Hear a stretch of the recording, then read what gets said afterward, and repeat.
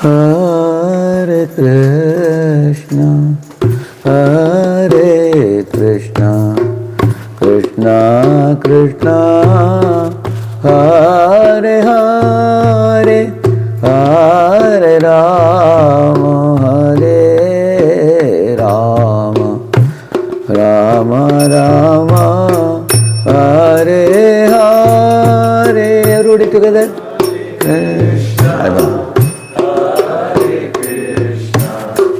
Krishna Krishna, Hare Hare, Hare Rama, Hare Rama, Rama Rama, Hare Hare, Hare Krishna, Hare Krishna, Krishna Krishna, Hare Hare, Hare Rama, Hare Rama, Rama Rama, Hare Hare. Somebody plays Mridanga nicely. Somebody plays.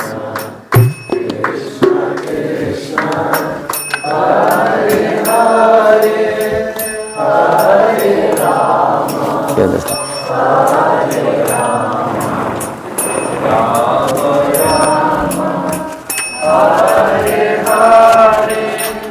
Hare Krishna, Hare Krishna. Not the Mridangam, I want a player. Okay, sure.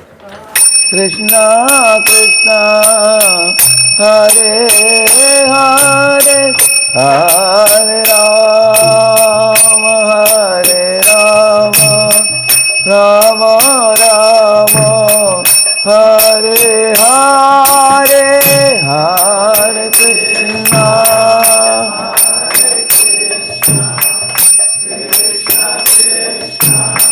Hare Hare, Hare Rama, Hare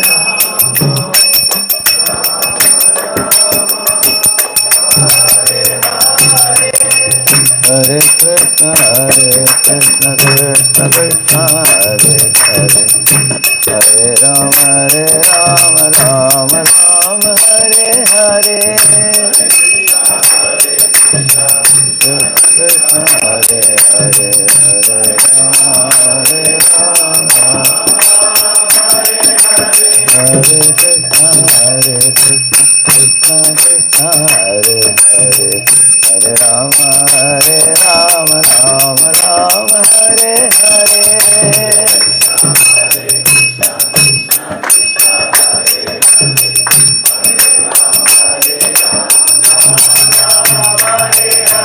Hare Krishna, Krishna Krishna, Hare Hare, Hare Rama, Rama Rama, Hare Hare.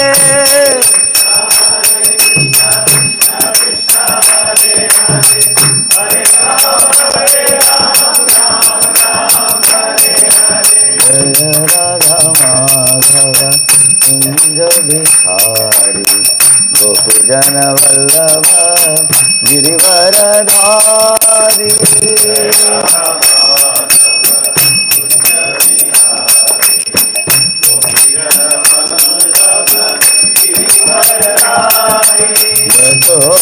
Yashodanandana Vrajajanarandana Yamuna Tiravana Kari.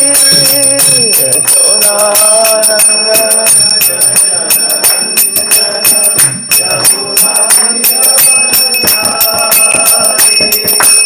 Hare Krishna, Hare Krishna, Krishna Hare Hare, Hare Ram, Hare Ram, Ram Ram, Hare Hare.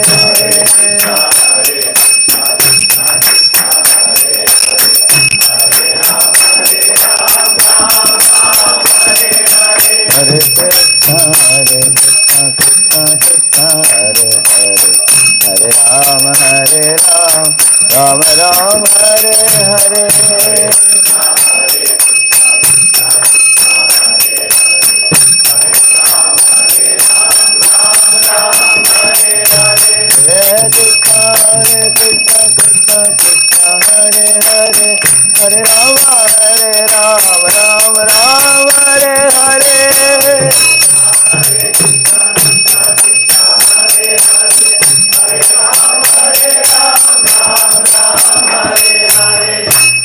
पावन हरे कृष्ण महामंत्र की ओम अज्ञानतिमिरन्दस्य ज्ञानाञ्जनशलाकया चक्षुरुन्मीलितं येन तस्मै श्रीगुरवे नमः।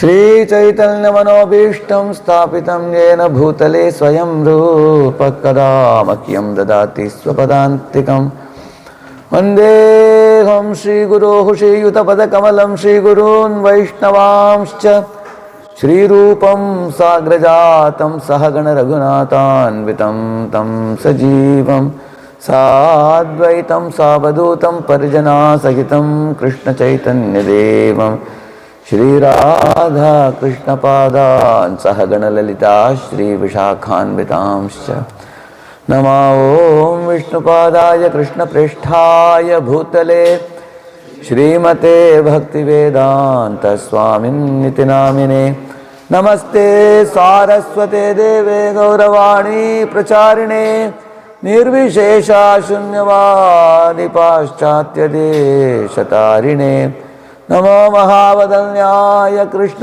प्रेम प्रदायते कृष्णाय कृष्ण चैतन्य नाम्ने गौरत्विषे नमः।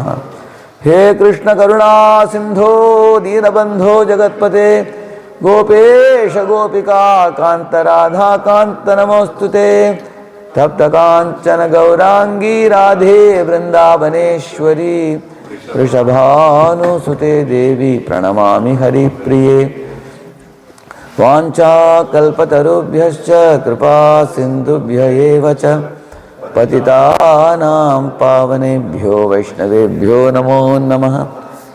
जय श्री कृष्ण चैतन्य प्रभु नित्यानंद श्री अद्वैत गदाधर श्रीवासादि गौर भक्त वृंद हरे Krishna Krishna Krishna Hare Hare Hare Ram Ram Ram Hare Hare. In the Vedic culture, like this, to get up early in the morning, cleanse all the 9 holes of the body, and make oneself clean, and wear fresh dress, and wear tilaka in 12 parts of the body, and come and bow down to the Lord and the Acharya. It's a very common activity in a divine culture. And why one should do that? What do you gain by that? Hare Krishna.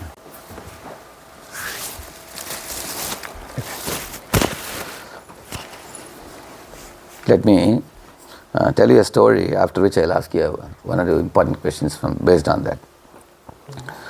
Once upon a time, there were 3 friends who went to a forest. Their plan was to return back by noon, but they got stranded in the middle of the forest somewhere, very dense dark jungle. And they felt greatly hungry. It was like 2 or 3 o'clock. And one of them said, okay, let me find out, is there anything to eat? So he went a little distance away, and he found a very large mango tree, filled with a lot of mangoes. So immediately was amazed, in the middle of the jungle where there is all thorny bushes everywhere around. How is it that God has put a mango tree there? How nice it is. So he thought of plucking and eating some mangoes, but then he thought, the great sages won't injure the other creatures unnecessarily. So if there is any mango fallen on the ground, let me pick it up. So he looked around and there were dozens of mangoes. So then he picked up some of them and he washed them in the nearby pond, offered them to the Lord, thanked the Lord for for providing him that. And while eating it, he was gratefully thanking the tree also for providing, because it was a time of hunger, lunchtime. So he thanked the tree, and then he was thinking in his mind, when you receive something, you should do something, isn't it? When you receive something from somebody, you should also give something. So what can I do for the tree, he thought in his mind.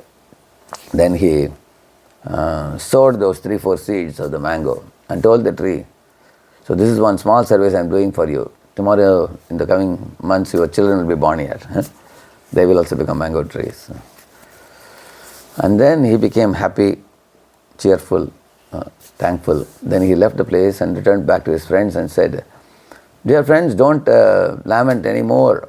Just go straight and take a right turn. There's a very big mango tree there. Eat to your heart's content and come back." So the second fellow got up. So he went to the same spot. As soon as he saw the tree, he was very happy. Immediately he tore down 2 branches, put it on his 2 shoulders, and he started running to the village. He said, "Now I can make money by selling firewood and also selling mangoes. I can fill up my pockets." He was very happy. He completely forgot his friends also. Neither did he bother to say anything to God or the tree.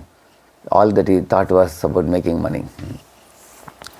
That was the second fellow. The third fellow, he went to the same spot again. So when he saw the tree, he was shocked. He said, "In the middle of the forest, this tree has grown so large. When I try to bring a mango sapling and water it and grow it, it never grew up big because he had left it without any fencing, and the goat came and put them out, and it never grew up." But he was blaming. He said, "Although I endeavored to grow the plant, it didn't grow, and here there's a big mango tree. How can such a thing exist here? I think I have to cut it down." He was telling. Then he saw many mangoes down. He picked up one to eat. One of the mangoes was green on one side and orange on the other side. You've seen such mangoes? Are they good ones or bad ones? Huh? They are not good ones. Oh, they are very... Actually, these are raw on one side, slightly ripe on the other side. They are not good quality ones. But that's what he picked up. When he put in the mouth, immediately he felt a sour sensation. And immediately started scolding the mango tree even more. "You foolish tree, what kind of mango have you given me?" Because he had no ability to discriminate and choose which one will be good. Like if you go to a mango tree, will you eat a kacha mango or pakka mango? Raw mango or a ripe mango? Ripe mango you like, isn't it? So instead of picking up a good one, he picked up a bad one by mistake, and then he was again becoming angry with the tree. So he told the tree, "I will, instead of cutting you down, why should I exert so much energy? If I can get some facility to create a fire, I can burn you down," he was telling. So he was envious of the tree when he saw the tree. So all the 3 fellows behaved in 3 different ways. You can see that the first behavior, which I told you, what is it called as? What type of behavior is that? Mode of goodness. Prabhu was telling our Harivilas Maharaj has given the name Sattva, isn't it? That's why he spoke on this story. Spoke of this story. It's a Satwik behavior. And second one? Passionate. And third one? Ignorant behavior. So what are some of the things that comes to your mind immediately when I told you about the Satwik behavior? What all I told you? Only the quality you mentioned, just the quality. Anybody? Huh? Gratefulness, okay. Gratefulness. What else? Caring, okay. Humility. Immediately thought of God as soon as he saw the tree. Because nothing comes by chance. God has put this here. He was grateful to God. He was grateful to God, thankful to tree. He wanted to... One more thing I told you. Service. When you accept something, you also want to give back something. You wanted to serve also. Yes. Yeah. And then? Yeah, clarity of thought. Okay. He knew how to pick up this thing. Yeah. I told you 3-4 more qualities in his behavior.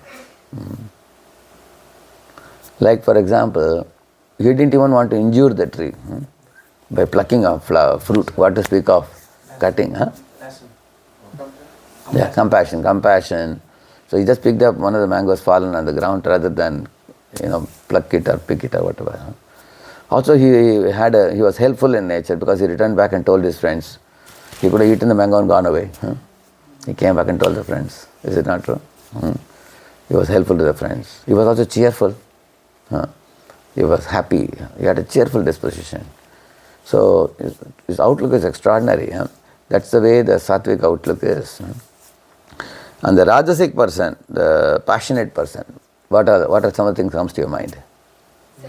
Selfish? Greedy. Yeah, greedy. Greedy just make money. Yeah. Anything else? Callous. Callous means insensitive to the tree. He just tore down 2 branches. He didn't bother about what the tree will feel. Yeah, actually, these people can climb on the head of others to go up in the ladder of success. They just don't care about others. Yeah, completely careless. Yeah, what else? Ungrateful. Ungrateful, correct. Ungrateful. Godless. He never bothered about God. He was not thankful, he was not grateful. And in the course of money making, he forgot his friends also. Correct, no? They just don't care about anybody, except caring for their own pocket, that's all. That was second fellow, yeah. And third fellow? Envious, yeah. What else? Ignorant. Ignorant, envious, what else? Violent.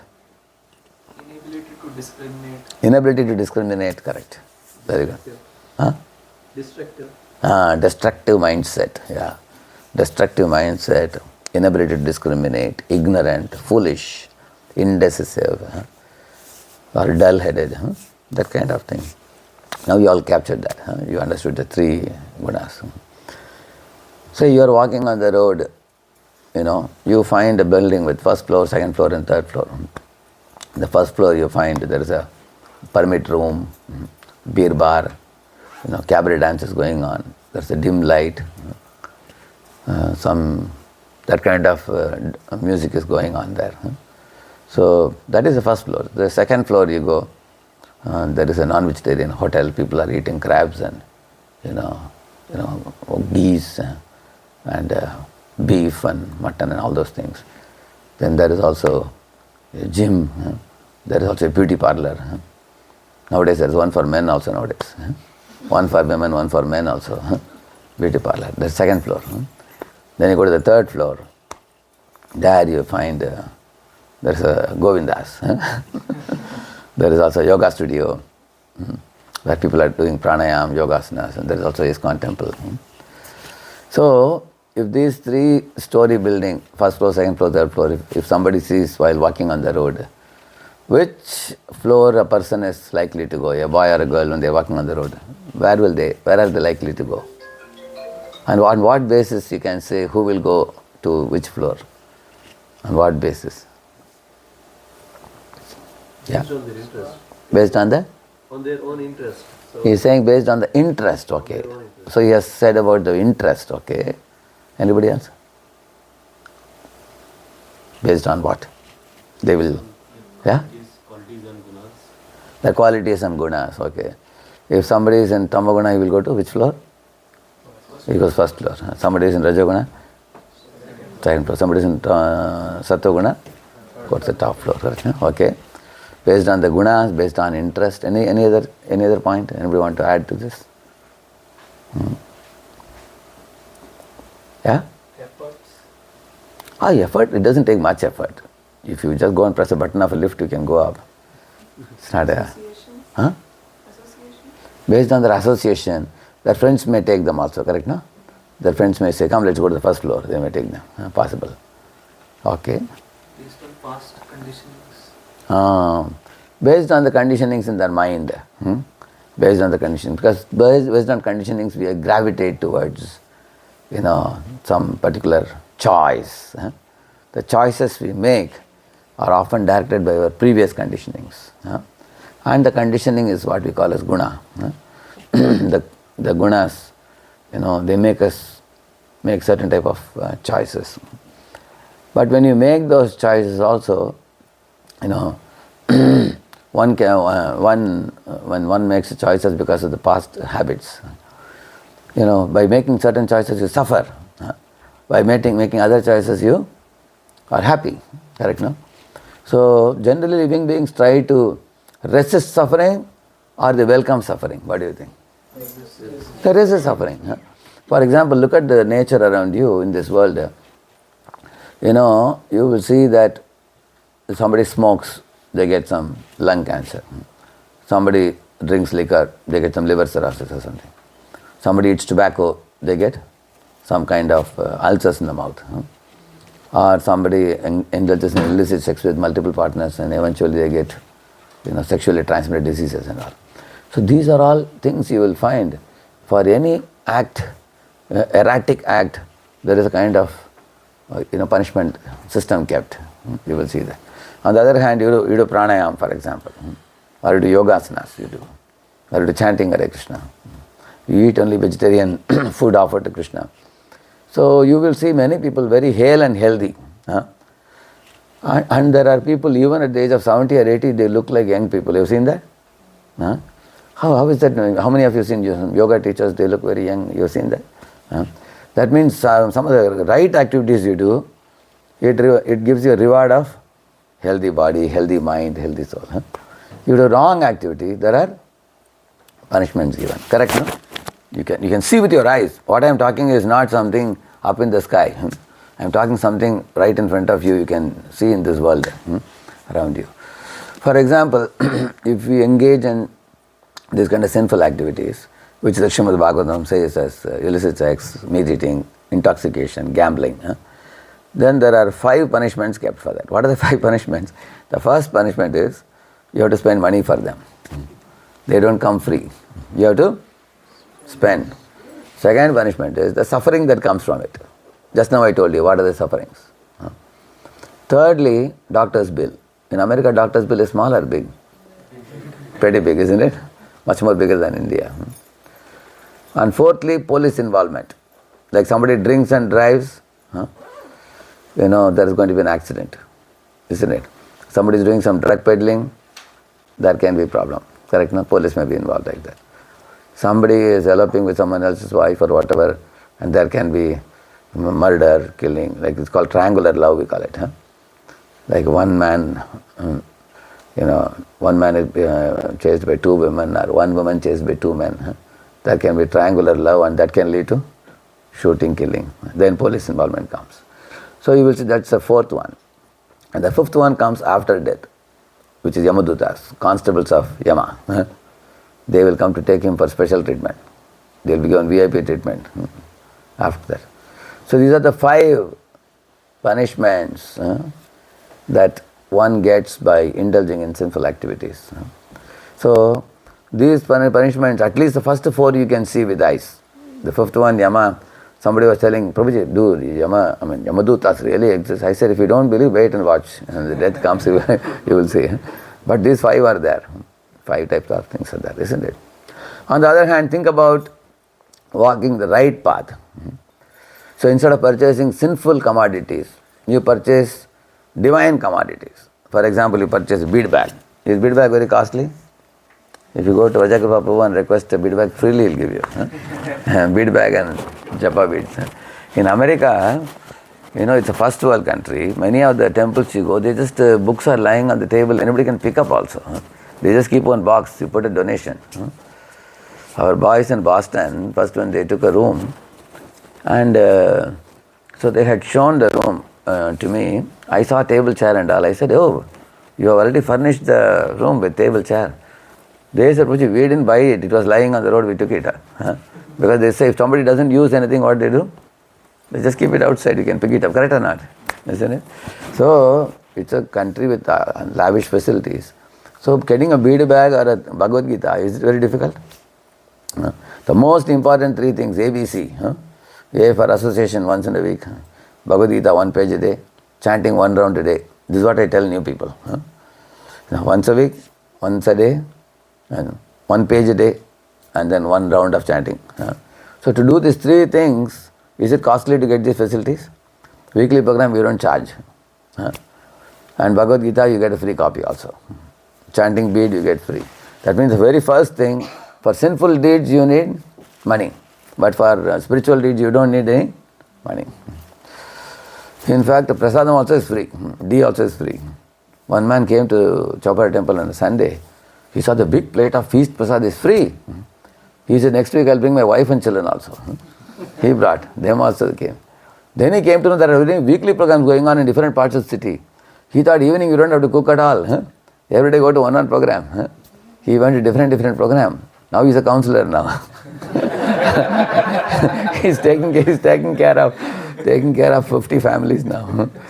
So he thought I will get prasadam everywhere, but finally Krishna made him a devotee. Huh? Now he's giving big donation also. Whatever he must have taken, that more than that he's giving back.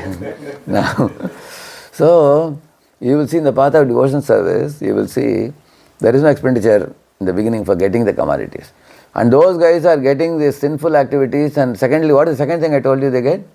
After purchasing the sinful items, they consume it, what is the second thing they get? Suffering.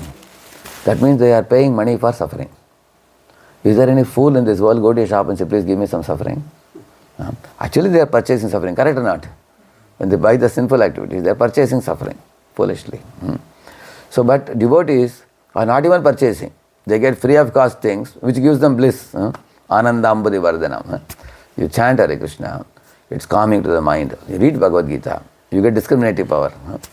You know what is right, what is wrong, what to do, what not to do, what to pick, what to drop, what will benefit me, what will harm me. You know, what does the Lord say we should do? What does the Lord say we should not do? Everything you understand. So, in this way, when you don't need any money to purchase things, these divine things, and the result is you get happiness. You don't get suffering, you get happiness. This fellow goes to third one, what I told you? Where he goes? Sinful, doctor, yeah. And doctor, I will make him pay a heavy bill. But we don't go to doctor, we go to guru, spiritual doctor. And that material doctor gives him medicines for which he has to pay a very hefty money he has to pay. Our spiritual doctor gives not money, chintamani. He gives, what is chintamani? This is Nama Chintamani Krishna's Chaitanya Rasa Vigraha Purna Shuddho Nitya Mukto Abhinnatvam Nama Namino, he says. So he gives such a touchstone like the holy name. This holy name is called as Sarva Roga Nivarani. Because the holy name can give you anything. Okay, you don't have a job, you want a job, holy name can give you a job. You want a promotion, you can get promotion. You want to have a lavish facility, you will get lavish facility. Holy name is given all those things also. But it's foolishness to ask the holy name for those things. Because somebody is like a billionaire, you go and ask him, can you please give me $10? It's like that. On the other hand, the holy name can even send one to Swarga. The holy name can liberate a person. The holy name can send one to from Janmabandha Vinirmukta Padam Gacchantanamayam. One can get rid of the cycle of birth and death and go back home, back to Godhead. The holy name can award you your Swarupa, Swarupya Siddhi. The holy name can make you meet Krishna one-on-one personally, easily. So, I'll just show you one verse.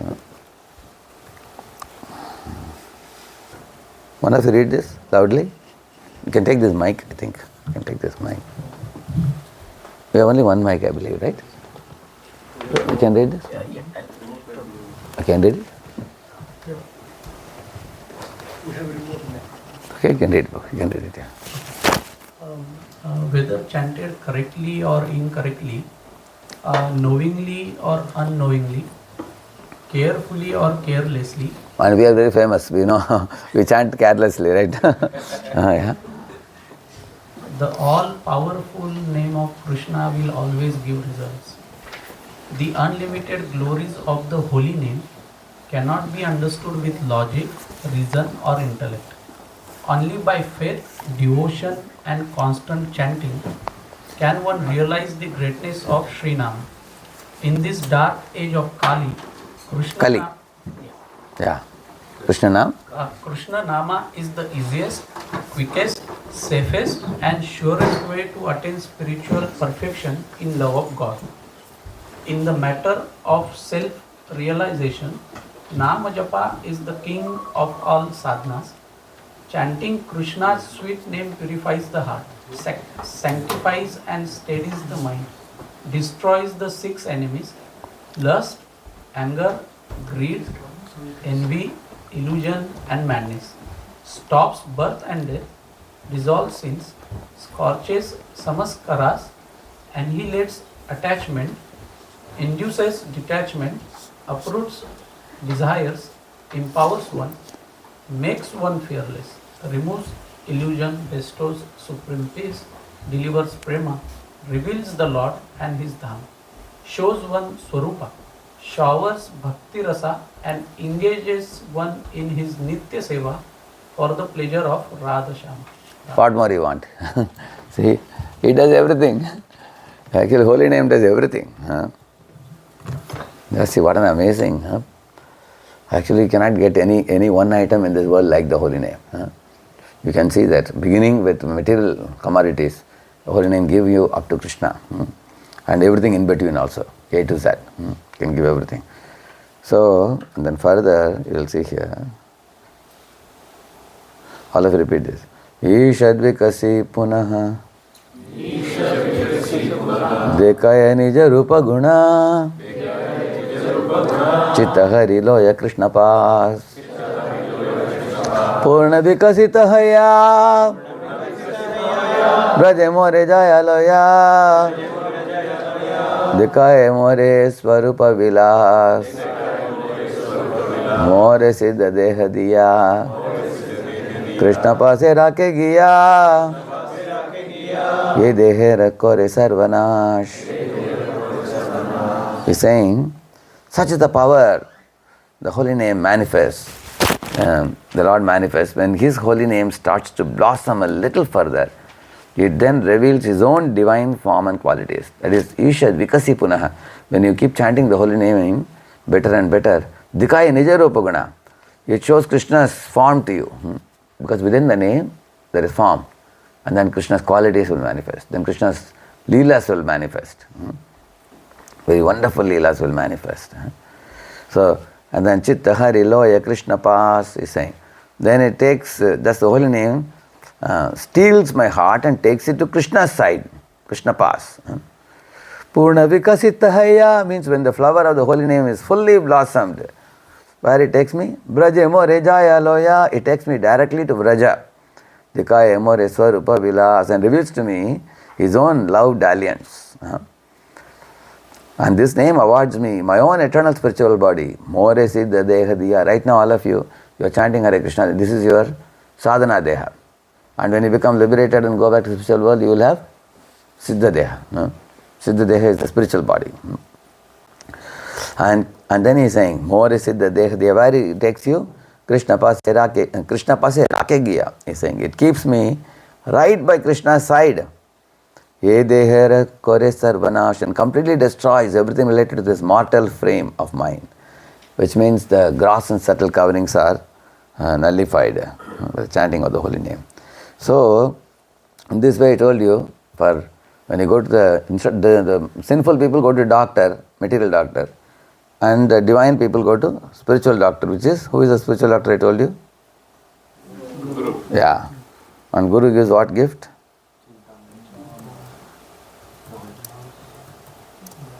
Yeah. He gives the Chintamani Naam, the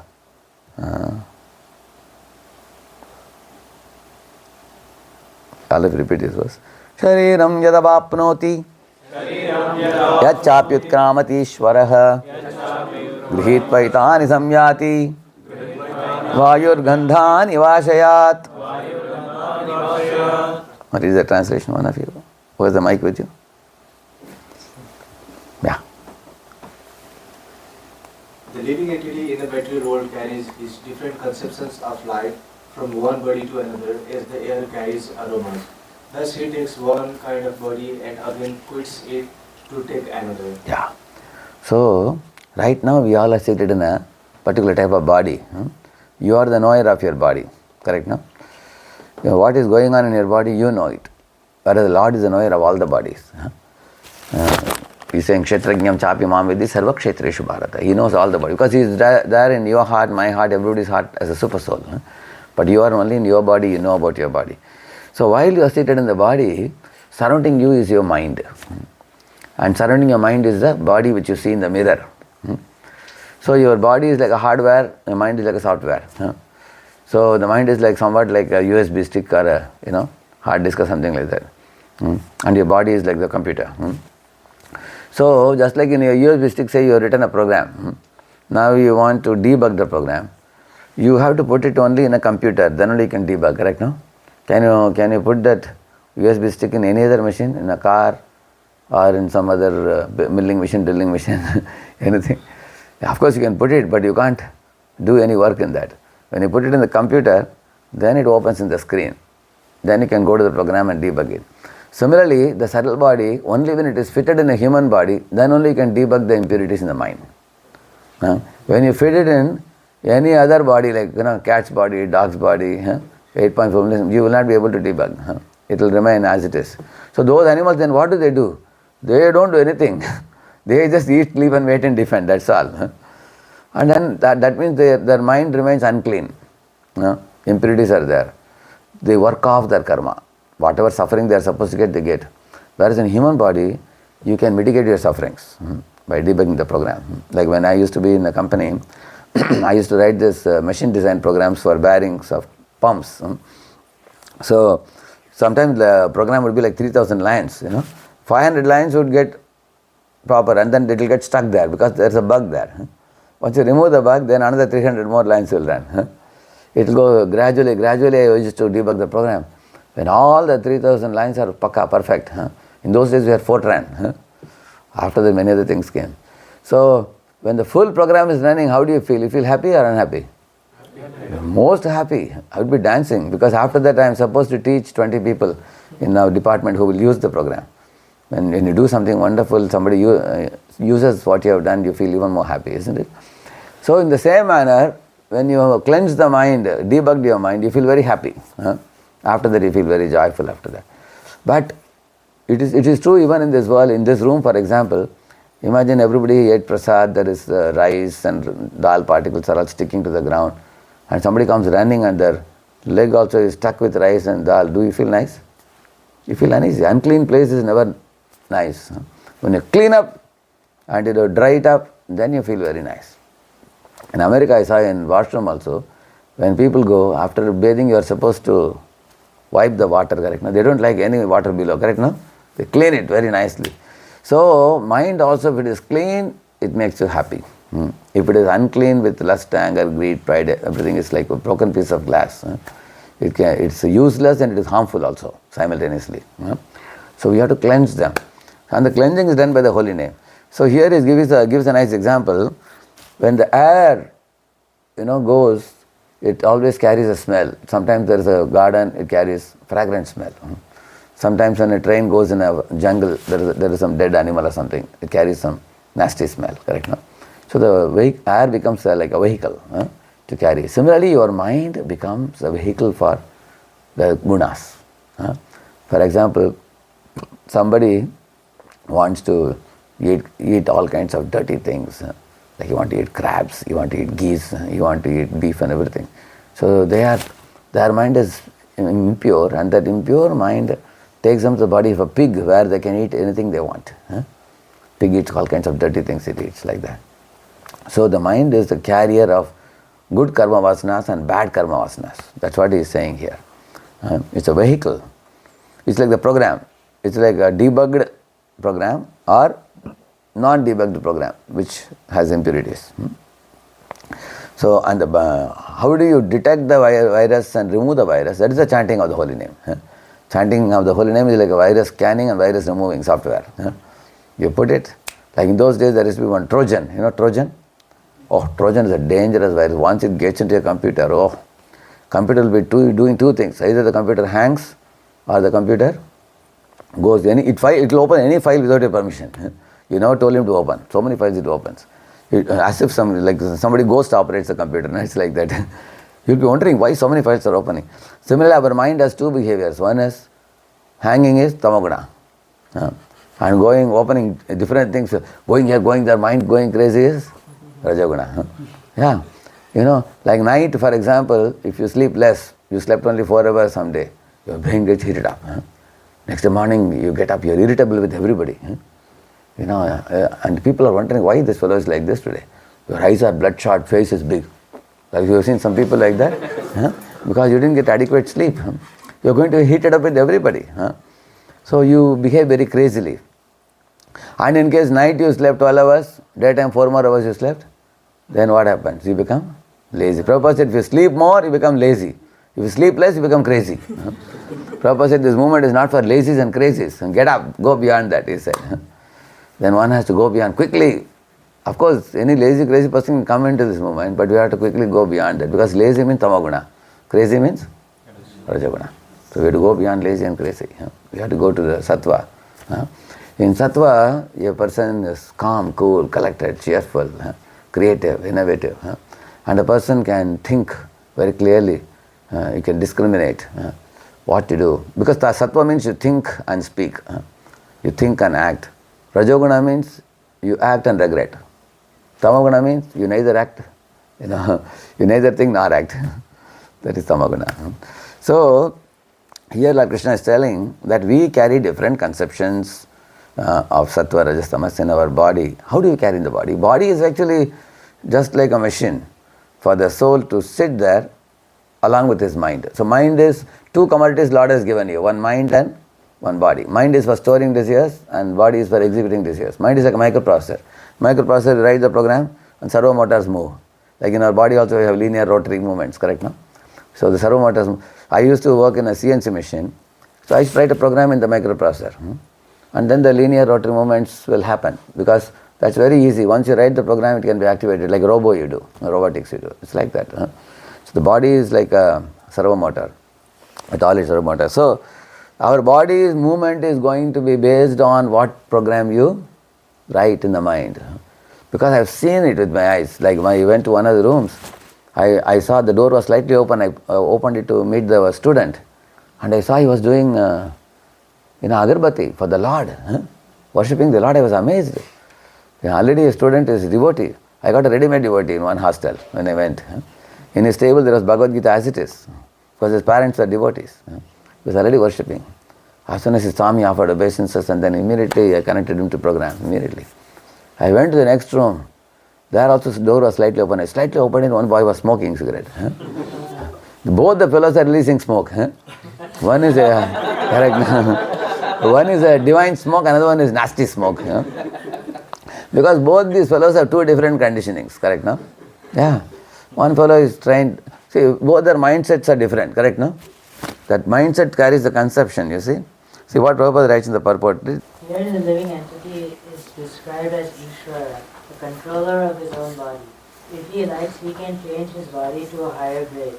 And if he likes, he can move to a lower class. See, this is the most important information. That means you are Ishvara of your body, which means you can design your next body. Right now. This is that time. Right now you are seated in a human body now. You can go to a Devata's body. Or you can go to spiritual world and get a spiritual body. Or you can design your body to be like an animal. Like for example, Prabhupada saw in Hawaii, one boy was surfing early morning. Early morning, 6 o'clock to 2 p.m. in the afternoon. 8 hours he was surfing. Because Prabhupada went to the beach 2-3 times that day with the devotees. And he went on seeing and Prabhupada asked, what is this boy doing? Devotee said, Prabhupada is surfing. Prabhupada said, is he suffering? Yes. Devotee said, no, Prabhupada, it's called surfing. They said. Prabhupada said, you call it surfing, I call it? He said, why is he suffering in the water like this? I think he wants to be a dolphin. He's preparing to become a dolphin, he said. So, in this way, you are preparing your next body. Like you are going in your car, you see some nice bungalow here in Samamisha, you see. Then you also develop a desire first. Oh, I wish I have a bungalow like this. Then some people take immediately a smartphone. You take it. Because you desired it, you take a picture of that and keep it with you. Of course, you may not have money at that time to have your own bungalow. But later on what you will do, that you keep dreaming about it. And then when you get the money, then you call a civil engineer and make a blueprint of that. Then whatever you made blueprint, that eventually materializes as a proper bungalow in that property, correct no? That means think about it. First the idea comes, then a blueprint comes, then the building comes. Similarly, your conceptions gradually carve your next body. You are carving your next body. That's what he is saying here. Go ahead. Minute independence is there. The change his body undergoes depends upon him. At the time of death, the consciousness he has created will carry him to the next type of body. If he has made his consciousness like that of a cat or dog, he is sure to change to a cat or dog's body. And if he has fixed his consciousness on godly qualities, he will change into the form of a demigod. Yeah. Second line, and if he is? And if he is in Krishna consciousness, he will be transferred to Krishna Loka in the spiritual world and will associate with Krishna. It is a false claim that after the annihilation of this body, everything is finished. The individual soul is transmigrated from one body to another, and his present body and present activities are the background of his Next body. next body. One gets a One different. gets a different body according to karma, and he has to quit this body in due course. It is stated here that the subtle body which carries the conception of the next body develops another body in the next life. This process of transmigrating from one body to another and struggling while in the body is called karshati, or struggle for existence. Yeah. Just like for the last month you get salary this month. For this month's work you will get salary next month. Same thing. The last life you prepared this body what you all have now. You must have done certainly something good, huh? To be born in a good family, good education, and to be even getting the association of devotees, huh? Here. So you have done something good, but now again you are using your choices. We are all making moment after moment choice. Huh? Our whole life is made up of choices, isn't it? In ABCD, between B and D, what is there? C. Between birth and death, there are choices. Huh? So you always make choices. Moment after moment. So we have to make moment after moment the right choices. Then you are preparing a very, very wonderful body for the next life. So you are carving your body. Just like in this month, if you worked extra in the company gives you some incentive, correct, no? The next month, they give you incentive. Will everybody get incentive? No, only one who does some extra work, or somebody did a meritorious work. Nowadays, many companies give cash prizes also, correct, no? If somebody brought some big, like one fellow got 1 CR gift in India in one of the IT companies because he created a breakthrough. So the company gave him 1 CR as a gift they gave him. So that means you can crack, you can do something great in the company, either being very smart, or you can work hard and do some extra work, you get incentives. Similarly, you see recently Mukesh Ambani got a grandchild now. As soon as the child opened the eyes, became billionaire. Somebody may ask, what did he do in this lifetime? In this life, the child is just now, kwa, kwa, kwa, kwa. That's all he is.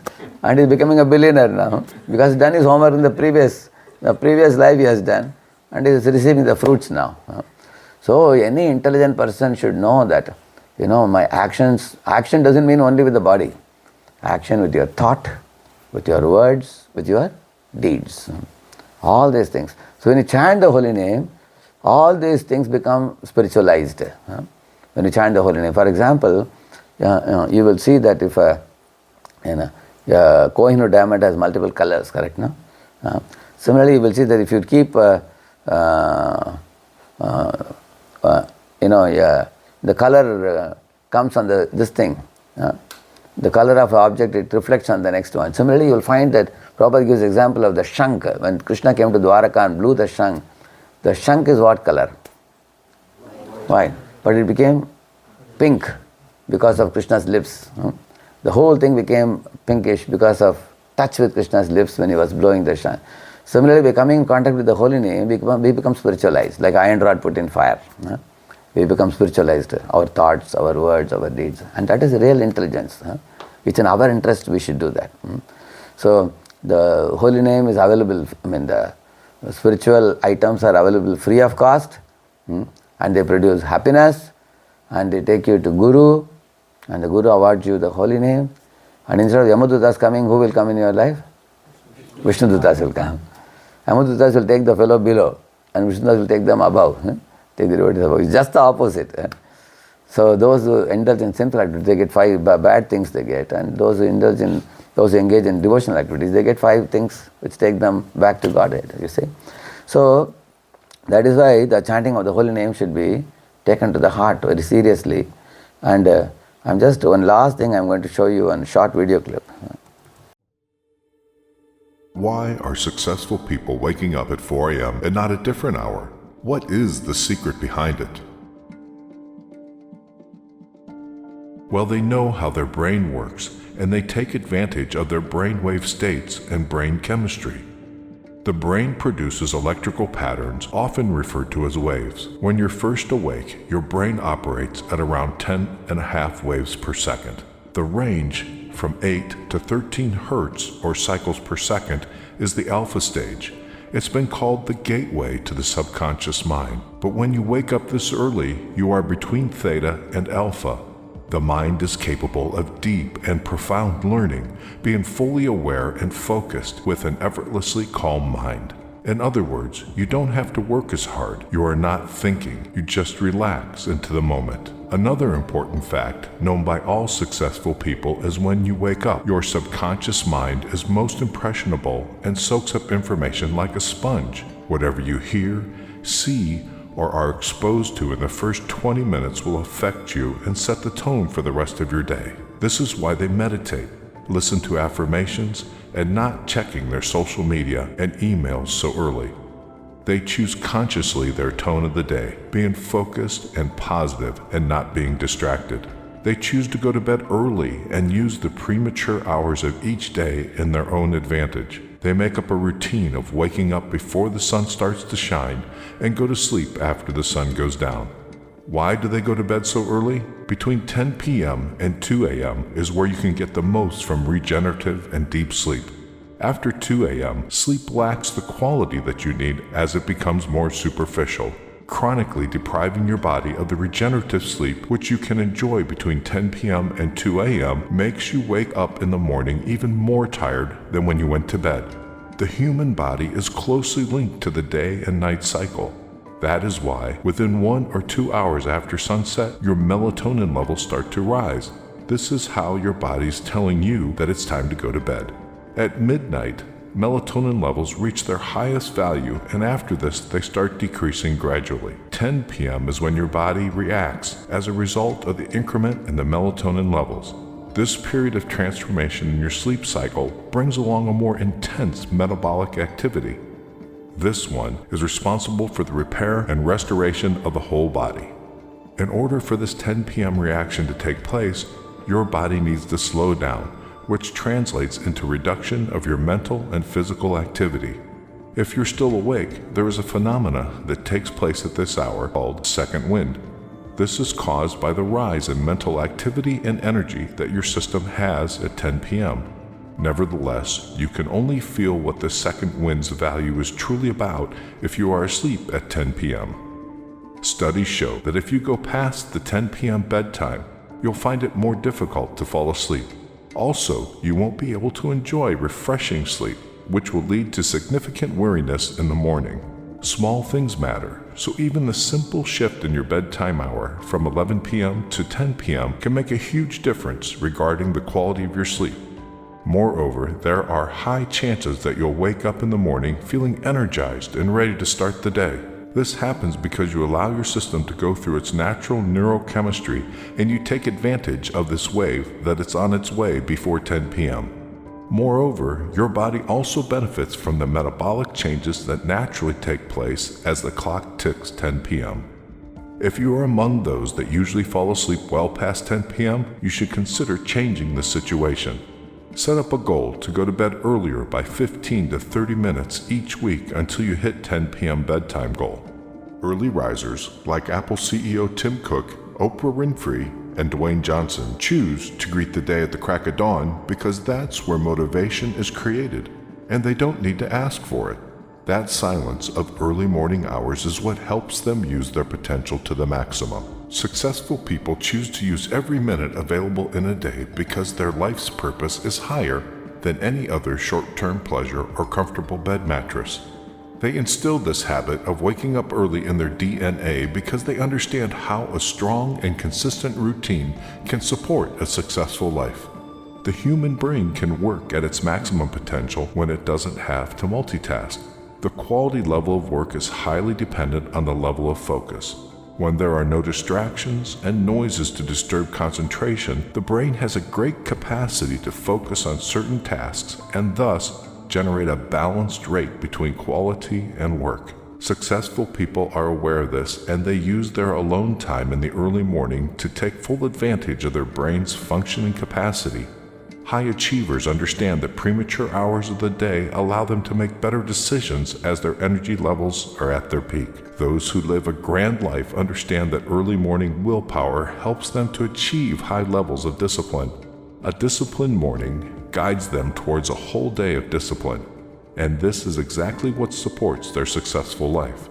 The peaceful and quiet time you get before the sun rises creates the environment you need in order to take care of yourself, which doesn't happen too often during the day. It's the me time that allows you to provide yourself with everything you need in order to successfully go through the day. As soon as the alarm goes off, you're facing a bump in the road, and it's up to you to get over it or not. It's up to you to decide whether you use your time in your advantage or not. When everybody else is still dreaming and sleeping in their comfortable beds, it's your time to shine. It's your time to get out of your comfortable zone and have that well-deserved breakthrough. The early morning hours are moments where you can be ahead of things without being distracted. It's a time where you can focus and pay attention to what really matters. It's a time where you can go past those old and narrow-minded thoughts that stopped you from getting the real taste of what this life can truly be. It is all on you, and you decide how to spend your life. You decide when your day starts. Many important things he's saying, very important things. If you carefully heard it, many things, many good things he's saying. Like for example, morning you get the me time which you don't get during the day. If you want to do some yoga, you want to, do some little reading, golden hours of the day, which you get. You cannot get that during the day. And also, see, in the daytime your external body is active. And in the early morning time, between 10 is active. Think about, you drove your car for 5,000 miles and you brought it back to your home now. What is the first thing you will do? Yeah. You will send it to garage for recuperating, for making it proper. Is it not true?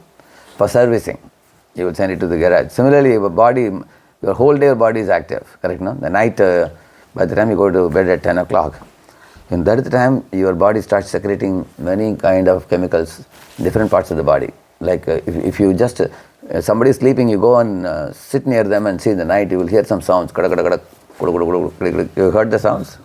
Because different parts of the body are getting repaired. Liver, small intestine, big intestine, heart, lungs, different parts are, and they all actually get activated at different times of the night also. Not all of them happen simultaneously, because these are all done by higher agents for repairing the body. So internal repair happens in the night time, which means if you are well, recuperated, next morning you feel very brisk. Then you can actually give, like many of us, we sleep only 6 hours at night, like 9 to 3 we sleep, and we can work 18 hours. We many times say outsiders are working hard, we work harder, even more. But we can work, but we work for Krishna service. We can work, we don't have to lie down even 1 minute in a day, in the daytime, provided you get adequate rest at night. So the one is about the resting. That was one of the points that was made. Another point is, early morning you can give affirmations, you can plant suggestions to your mind. Good habits can be cultivated early in the morning. And mind is like a soft, it's like a wet cement. You can make impressions in the mind. The daytime is like a hard cement. I personally witnessed in Aligarh, one place in Maharashtra, we had a brahmachari shivir. We were sitting in the rooftop of a house opposite the ocean. I saw the ocean was throwing out a lot of impurities from the ocean in the early morning hours. In the daytime it was jumping up and down with impurities. But in the early morning it was throwing out, which goes to show that the Satwik time of the day, which is the morning, like something like 4 to 7 or 4 to 8, it's a very good time for releasing the impurities from the mind. Otherwise they are very difficult to remove.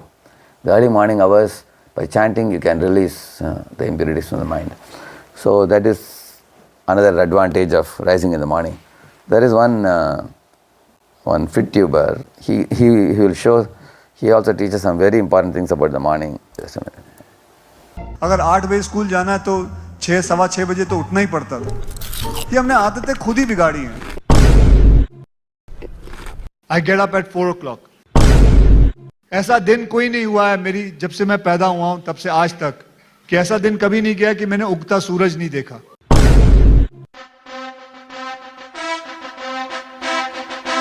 बस कल का उगता सूरज मैं भी देखूंगा। 6 hours later.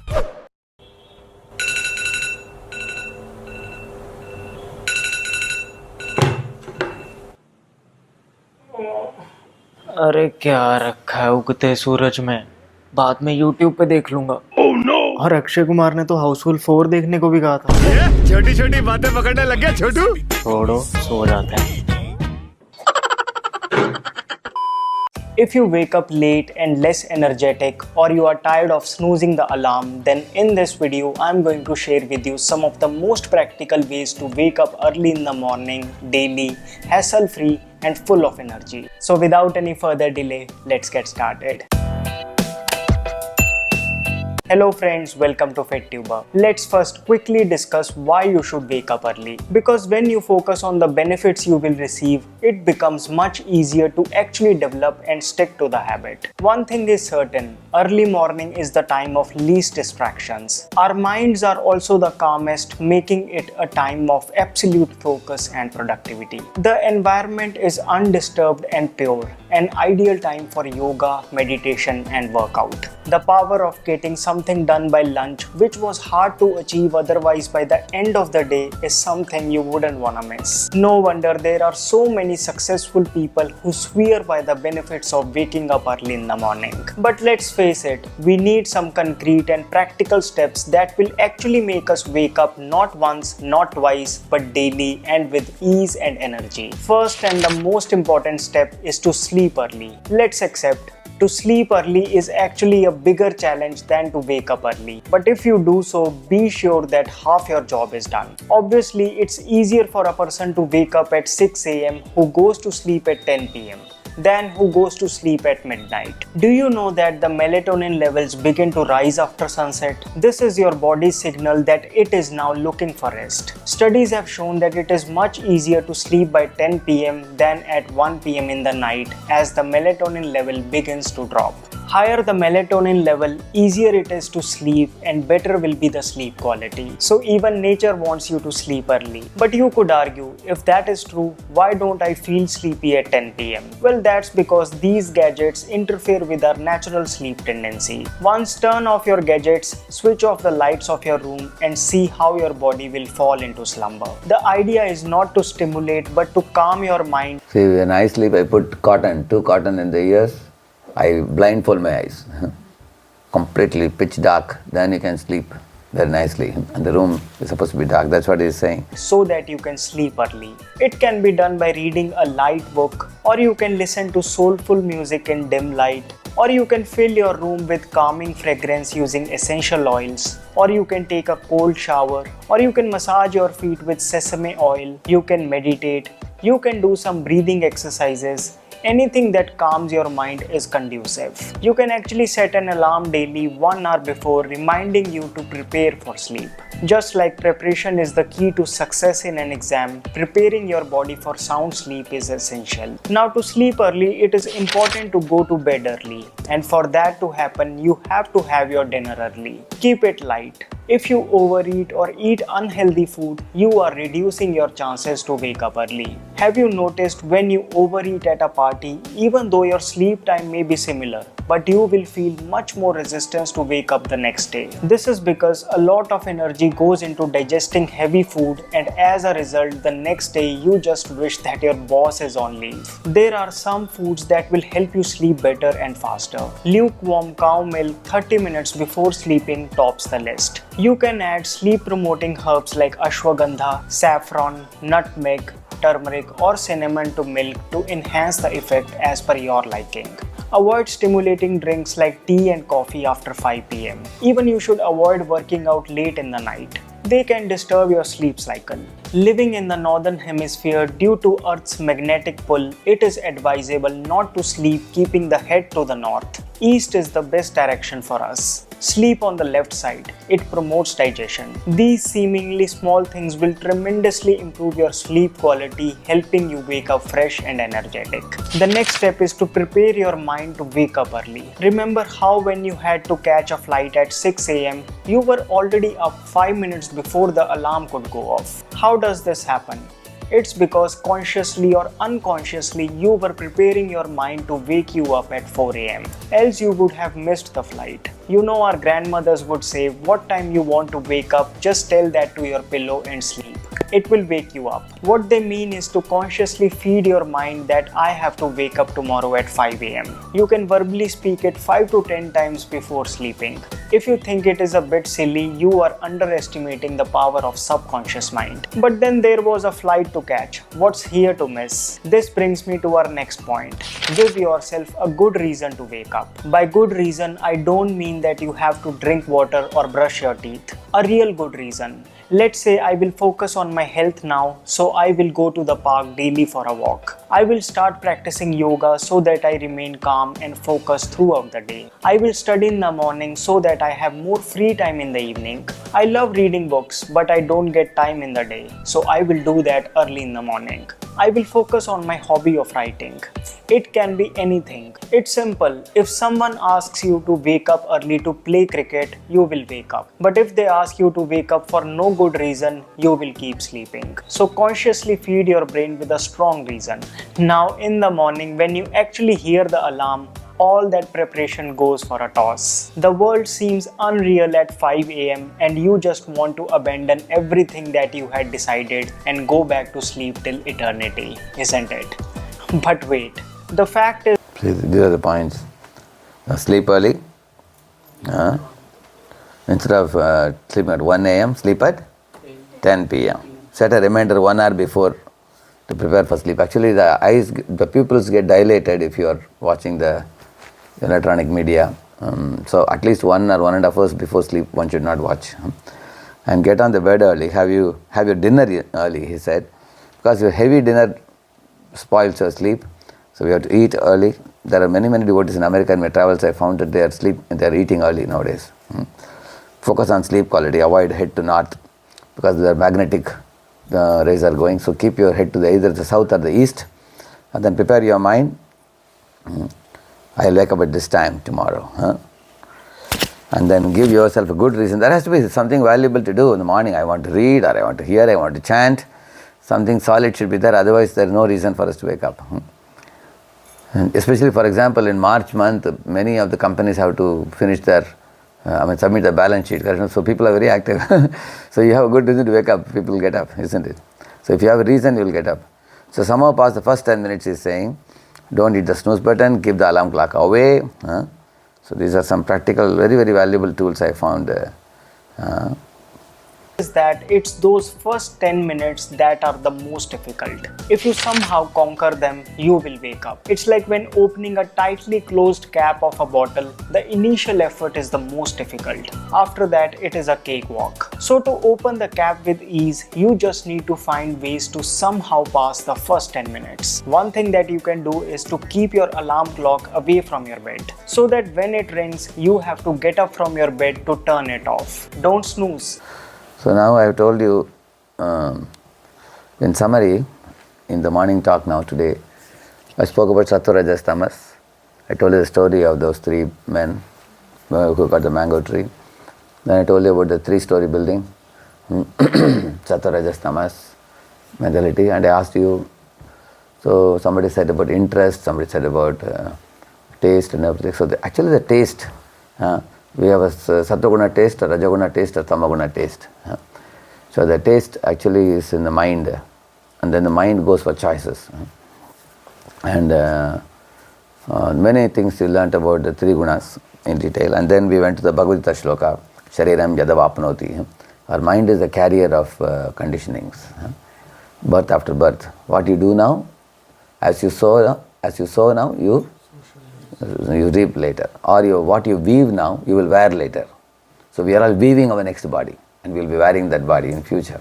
It can be a animal body, bird's body, or it can be a devata body or a spiritual body.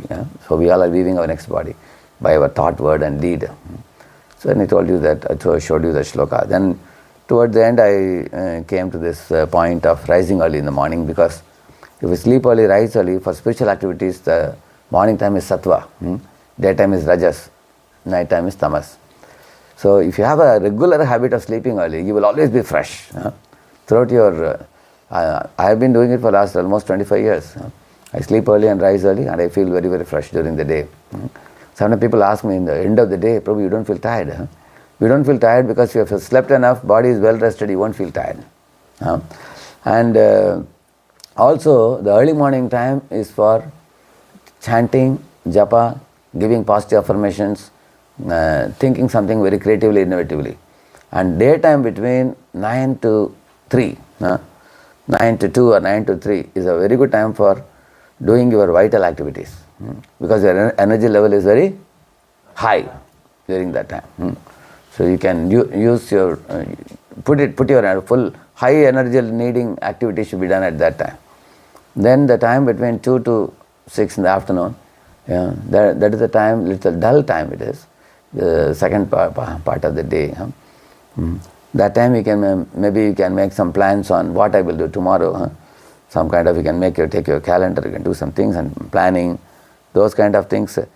The second part of the day, you cannot be as active, and also making phone calls, sometimes replying mails, email replies, phone calls, WhatsApp message replies, the later part of the day. And in the evening time, after 5:36, you give time for the family when you come back. It's a good time to be with people and connect with people, like that, and then go to bed early. This is the way you can see every section of the day can be well utilized. If you do like that, you will be very, very efficient. But night time when you're going to sleep, never think of new ideas, because your sleep will be spoiled. Because the idea will be rotating in your head. In the night time, if you think, generally people lie down and they start thinking, what I will do tomorrow. Don't think about tomorrow. You think about what you did today. Night while going to bed, take a diary and write down. Morning, afternoon, evening, night, what did I do? Write down. And then pray to, Prabhupada, pray to Krishna, pray to Guru, and then go to sleep. So, the chanting, and also I showed you the benefits of chanting. I showed that was Ishad Vikasi Punaha, that verse you saw. Chanting can give you everything, material, spiritual, everything you want. Anything you want, go to God, don't go to anybody else. That's what Dhruva Maharaj's mother told him. You want material, you want spiritual, don't go to anybody else, go only to Krishna. So in this way, we can perfect our life. Now it's getting late, we should chant at least some time. Now it's 7:45. Can we chant half an hour? Is it all right, all of you? Till 8:15 we will chant and we will do Mangalarti, okay? Harinam Prabhu ki, Srila Prabhupada ki. So Brother Kripa Prabhu, his good wife and two, they have opened their house for all of us to do this program today and tomorrow. Let us chant one loud Haribol for them. Haribol!